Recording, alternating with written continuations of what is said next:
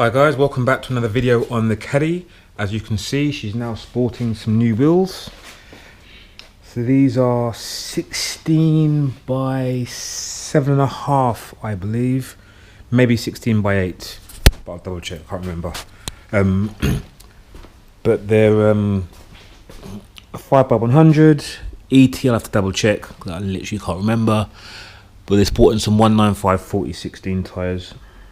I think it sits quite well. I was tempted to go with 17s with really low profile tyres, but in the end I thought 17s maybe just an inch too big, literally.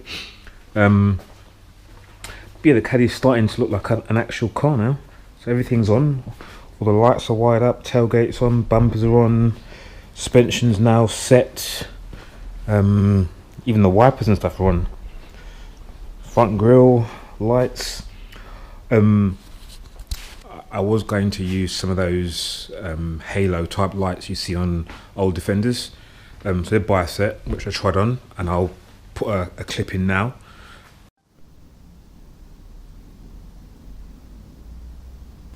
Now I'm still kind of on the fence. I quite like them, but I think on a Mark 1 they just don't quite suit. So I've still got them, so you never know, I might put them on, but for now I'll just go with some crystal kind of standard stock glass Mark 1 lights. What else? Dash is in, all the mounts have been made, so that's in there sturdy.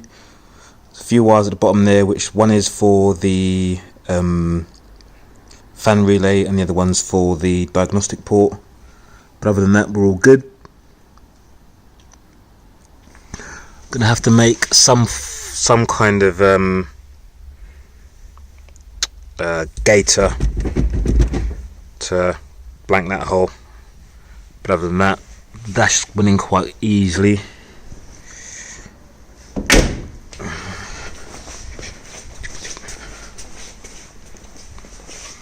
Oh yeah, and I've got my nice chrome handles with the Porsche inserts, very nice.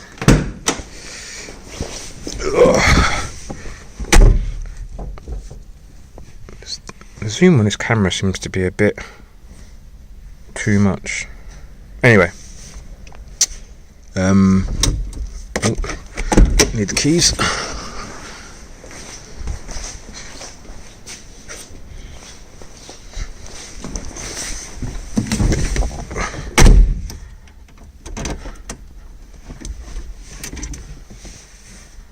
So,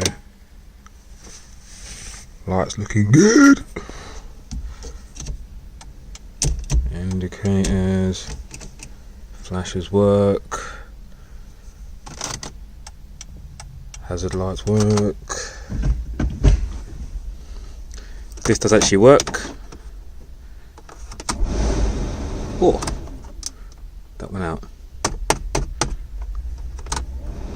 No, okay. A little bit temperamental, but we'll see.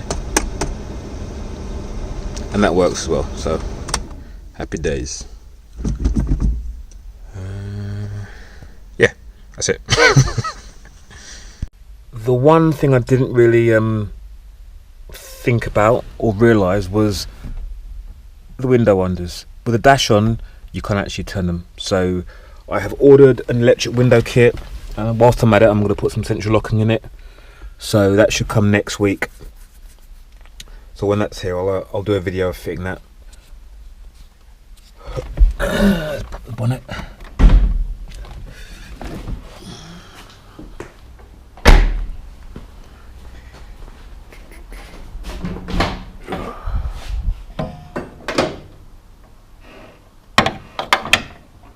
Right, so nothing really more to report here apart from just tidying up a bit of the wiring and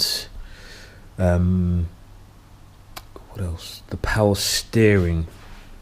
So I'm using a Mark IV power steering bottle.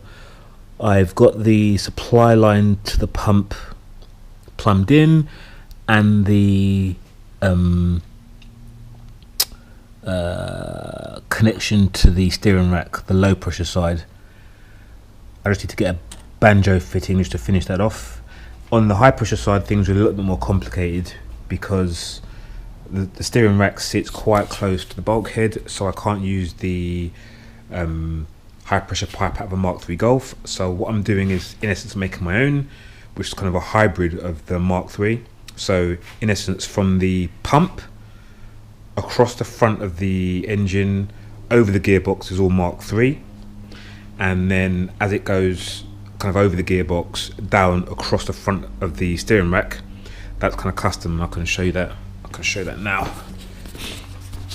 So here's one I made earlier. Now what I've done is I've had to basically cut all the metal pipes down and use like the angles and stuff to try and make up the pipe to the length and angle I need, and then I'll go and get them made. So it needs to come out of the steering rack down underneath it, so you can see it just here, and then as it comes out, this pipe needs to be joined at that point, so it comes across, goes back under the steering rack, and then comes out an angle here, and obviously that pipe that comes over the top of the gearbox comes over the gearbox, comes down and connects here. Obviously being high pressure pipe, I can't use like push fittings and not Jubilee clips, so it all needs to be one piece, hence I need to kind of make it all, make sure it's the right length, then take it all off, take it down to a place that can make me a continuous run, and that'll be it for the power steering. What other little bits and pieces? Yeah, so unfortunately to finish doing that part of the power steering rack and pipe, the engine's got to come back out, because I need to make a slight adjustment to the bulkhead, and I just can't do it in situ with the gearbox in. I still got to make some spaces for the engine anyway, so I guess it's an excuse to do that. It was a bit annoying because I thought that this was the last time the engine was going to go out, but so be it. Yeah, that's kind of it, I guess. So once the engine's out, the steering rack's done, and I don't know, one other thing, I've made this little bracket here, which is for the windscreen washer bottle, so that will mount just there like so. Yeah, it's just the kind of the small little bits and pieces which seem to be taking an age, like getting the engine and gearbox and stuff in, and seem to take no time at all, but all these little bits and pieces are taking far too long. But yeah, so just a few of the fine little bits to do, and then I think we're good for an MOT. So I will keep you guys informed. That's kind of it for me. It was just a quick update on where the Caddy was, but as always, thanks for watching, and I will catch you in the next one. Cheers, bye.